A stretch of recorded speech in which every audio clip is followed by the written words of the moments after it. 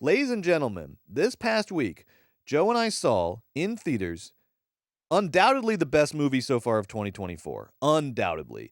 And I would say one of the best movies of the decade. I'm talking about Harmony Korine's new movie, Aggro Drift. Don't believe the negative reviews. This movie is the truth. Yes. It is amazing. I was blown away. Guess what, Joe? Do you mind if I go first? I know we both want to just take me away. Sing this movie's praises. Take me on a journey. Good news, ladies and gentlemen. Harmony Korine has been playing a lot of video games lately, and that is good news for us because he made an experimental fever dream of an action movie shot entirely in infrared that takes its tropes more from video game franchises like Call of Duty. I saw some Elder Scrolls, some Grand Theft Auto, some Assassin's Creed, but then pushes them to these insane hallucinatory extremes. There are definitely, some themes at play that are sort of recognizable in Aggro Drift. There's like it's sort of about gamer culture and masculinity and like the dream life of the isolated, aimless American male, sort of, but it's way oversimplifying it to say that Aggro Drift is like a movie of the moment, because Aggro Drift fucking swallows the cultural moment whole in its demonic neon jaws and then vomits back at you this apocalyptic vision of the cultural moment that is at once familiar. A lot of the dialogue and action scenes feel like cutscenes from video games that you've seen before, but is also incredibly unique and surreal in the way that it does that and in the vision that it presents. Also, very important, maybe the most important thing I can tell you about Aggro Drift, it is funny. It is so fucking funny. I was laughing the entire time. It is so funny in the way that Harmony Korine can be so funny, like in The Beach Bum, in parts of Spring Breakers, in Gummo even. It is, but this is by far his funniest movie, his just most sort of laugh out loud movie. Maybe, but a lot of people in my screening were not laughing. I don't know. It's and that's what's great. The kids aren't ready for this one. They might not be ready for this one. This is oh boy, is this a trip of a movie. So let me just tell you like a couple sort of things about Aggro Drift, which is really the only way I can review it. Right. The Hitman Bo is doing this like constant stream of consciousness philosophical monologue that sounds like if some kid on 4chan tried to write the script for Ghost Dog. It's like Hitman philosophy, but like so funny and silly at the same time. He'll say things like, I love all the people that I have killed because they are part of me now. The old world is no more. I do this all for my family. The children, we cannot understand their imaginations and they will create the new world. It's just this, it's that kind stuff. of woven in and out of these infrared action scenes. And then the hitman and his apprentice Travis Scott are really the only characters that even remotely resemble like humans. Every other main character in the movie feels like a character that was just taken out of a video game and put in the movie. From everything from their like repetitive sort of algorithmic dialogue, like repeating the same phrases over and over again, to their actions, like repetitive actions, like almost like you know how a video game character will sort of like walk into a corner and get stuck and then like walk, like there's a lot of that in the other characters. But the hitman and Travis Scott both feel like real humans ish in the middle of all of this. And then the way in which those two parts of the movie play against each other is so funny and interesting. To give you an example, there's a scene where the demon crime lord, it is Toto, I have Toto here written. The demon crime lord Toto is at like a sort of dance club, strip club, and he's like dancing around in between these like women who are in cages and have almost like Mad Maxy sort of bikinis on. And then he has like a sword. He always has like a sword. And he just is like walking around in between the cages and he just keeps saying over and over again, he goes, dance, bitch. Bitch, dance. Dance, bitch. Dance, bitch. Dance, bitch. Over and over in between. Again, like a video game character that got like stuck in their character kind of over and over. this this goes on for like 2 minutes. It's like it's violent and sexist, but that's the point, is how silly it plays in the movie.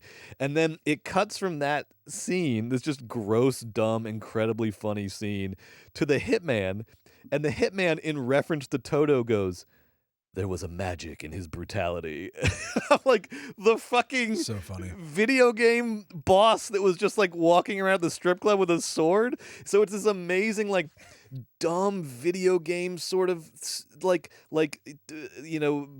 and sexism, then mixed with this, like, these like pseudo ghost dog monologues, and the blend of these elements is just so intoxicating and funny.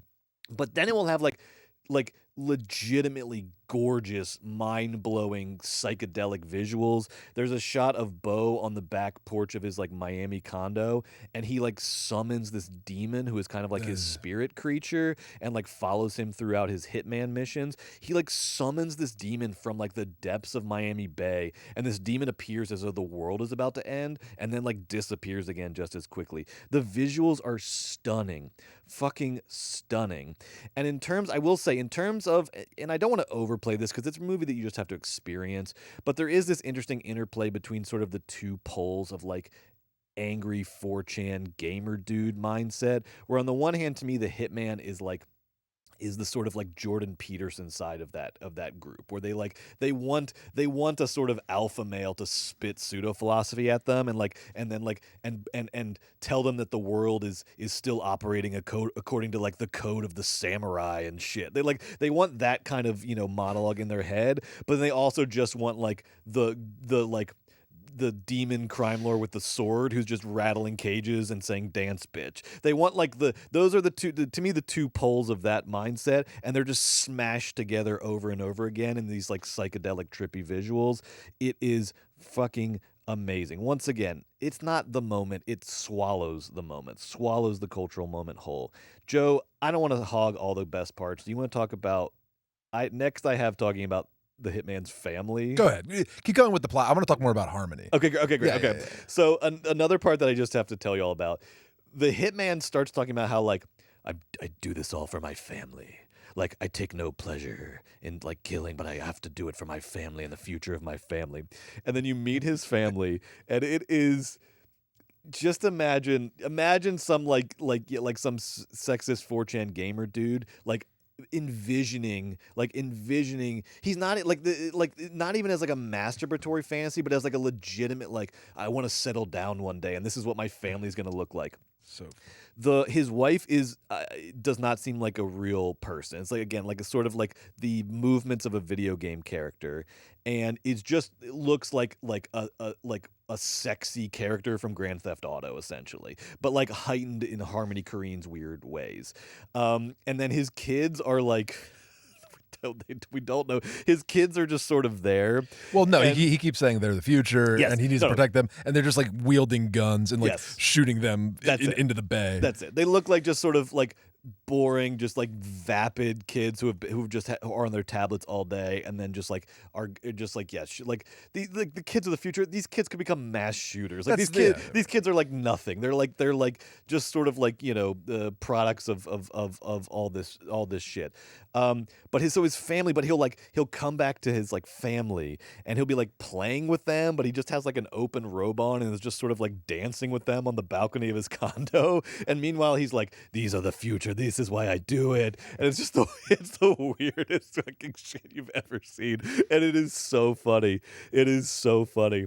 And his wife will occasionally come in. You'll hear her voice come in. She'll be like, "Come to me. Like, nestle in my flesh. Be with me in the bed. No, I have to go kill for money for the family." And it is this insane. It is so again like familiar and unfamiliar in the way that he's using like the dustiest, just dumbest tropes, but with his like incredible psychedelic sort of visuals and vision. There's the last scene I have to talk about. I could talk about this movie for an hour. The last thing I have to talk about.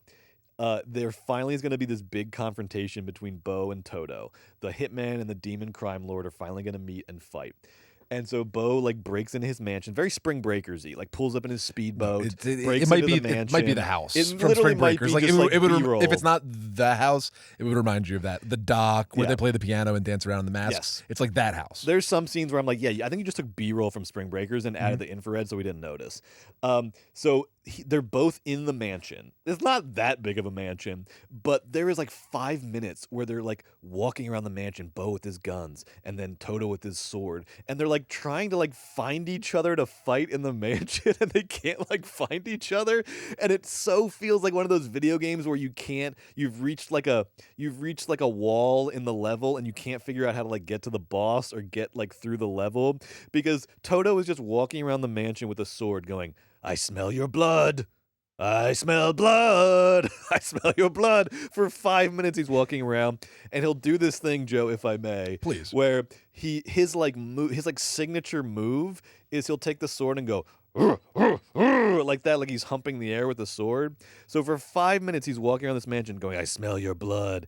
And then he'll go and it literally is like, I was like, what is happening? And I was like, oh yeah, it's like the video game like stalled for a second. And now we're like, the characters are like stuck and the characters need to like find each other. And then Bo is down on the ground floor with his gun and he's like, this is it. This is where I meet like, I meet in eternity.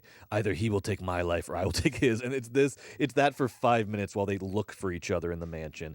It's fucking phenomenal. I hope you like what I'm describing to you, because I would love for everyone to go see Aggro Drift and tell us what you think, because if you can, it's not in theaters anymore. It is it's going around in different theaters, it's bouncing around, but you'll eventually get a chance to watch Aggro Drift. Yeah. Take the opportunity. Even if you hate it, it is just an insane experience. If you hate it, I mean, sure. That's right. It's an insane experience. You know, what Harmony and his team set out to do, they wanted to make like an aesthetic drug, essentially. Like, can we make drugs happen visually? And I guess that is like a good way to almost describe what you get to see.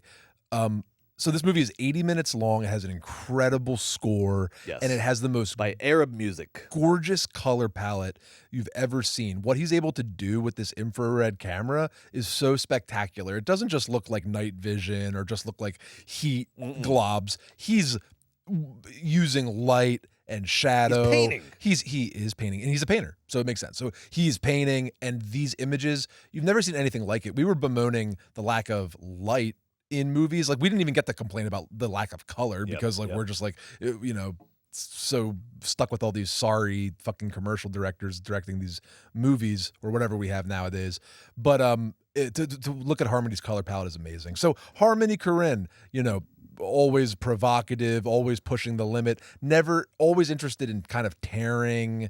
I mean, it sounds pejorative, and I actually mean it in his case as a positive, but sort of tearing filmmaking down or apart, destroying narrative and kind of just how visuals interact with each other. And apparently, so he started this new company, Brett, called Edgelord. Yep. Edgelord produced, this is their first movie, Edgelord. Very funny name for her. It is very funny. Company. So Edgelord is a house, and it's like a couple blocks up from Mar-a-Lago on the beach. And it's him, and he has 15 or 20 people that work there, and it's like skateboarders, fashion designers, AI people, video game people, and Harmony. And it has like a visual FX guy from Marvel who went to go work there, and it has all these amazing people. He got the money to do this, and it's not some small ambition. It's incredibly ambitious. They hope to make a movie a month. At least that's what Harmony wants to do. That's what I'm talking about, Harmony. He got 50. He's like, he did the thing we always talk about, that Cord Jefferson talked about. Yep. Harmony said, why do I want to make a $50 million movie? I want to make $51 million movies. If he wants to make movies at all.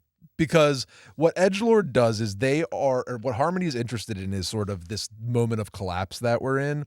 And what does AI, video games, cell phones, TikTok, the destruction of people's ability to stay connected to anything, the multiple screen, all these things that we on this podcast deplore, Harmony in his infinite harmony-ness has done two things at once, where like he beat Hollywood to the punch. He's integrating AI and sort of this future forward-thinking structure for visuals. If you want to call it a movie, great, I do. He said he's not trying to make a movie. It's a movie.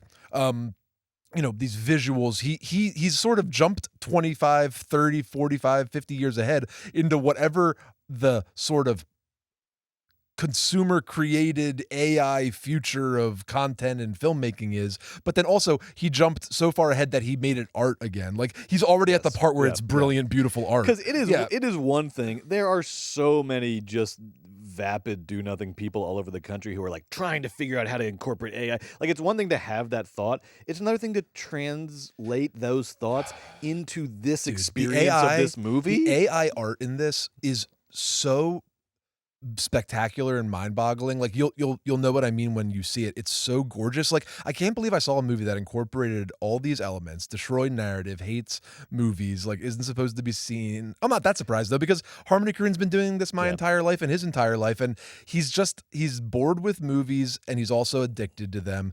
So same. He's Great way of putting down it. there. Great way of putting it. He's down there outside of Mar-a-Lago with his like weird team, and I read some of the other like things they're working on. So basically they all have ideas and they kind of like make it really fast, but it's all this weird stuff that we can't even imagine, Brett, where you're watching a movie where people are watching games and then you can like warg into the game and it uses VR and it's all this crazy stuff. And he's just in the lab with Edgelord, financed, that I tell you, by what's this guy's name? Matt Holt. He's the president of the board at the Paris Review, and he's a private equity guy, and he put a shit ton of money into this, and they got other investors involved as well. And, Harmony already cracked the AI code before Hollywood even could take one step in figuring out however they're going to use it badly. He's 17 steps ahead. Brett said, oh, this is one of the most important movies of the decade. There's really no doubt about that. It really is like a nexus point event in the history of filmmaking. This is not recency bias. This is like you know it. I can count on my hand probably 10 experiences I've had in a movie theater where you instantly know you're watching something very unique and special. Aggro Drift would be in my top 10. You instantly realize that you're watching something that no one else is doing. But it's also, again, I cannot stress how it's just like so fucking funny and so fun. It's not homework, folks. It's like it's not homework. It's a dream. It's the best. I love it. It's 80 minutes long. Like everything about it is so spectacular. The distribution rollout spectacular. The future, whatever this company is. Like if we're gonna, every company I hear about, AI, filmmaking, future, I just like lose my mind. But if these freaks want to do their thing down in Palm Beach or whatever Mar-a-Lago is, you can be my guest, Harmony. You can keep rocking the boat as long as you live. I love you. He's working on, he's a big painter, so he just like goes in his room upstairs and just like paints all day, and he paints like Aggro Drift looking paintings, and he's a fucking amazing. All right, he's a brilliant. I'm gonna say too, and I'm gonna add another recognition to this movie. We said best movie of the year so far, one of the best movies of the decade. I'm gonna say Aggro Drift is Harmony Korine's best movie. His best movie, and I love Harmony Korine. I'll tell you why it's his best movie, because we've seen this with some other directors we've talked about, where it is the perfect like middle ground movie where all the best parts of Harmony Korine come together in one movie. Aggro Drift combines the experimental trailer park punk spirit of Gummo with this newfound Florida aesthetic that he loves in Spring Breakers and Beach Bum. It is Gummo meets Beach Bum, and I fucking loved it. But then plus 8 other things, plus this whole new vision of media that he's working on at Edgelord. This is his masterpiece. I don't even know if he intended it to be, but that's how the Harmony Korine masterpiece was always going to happen, by accident in the weirdest way possible. Aggro Drift, best movie of the year by a mile. Top 10 of the decade easily.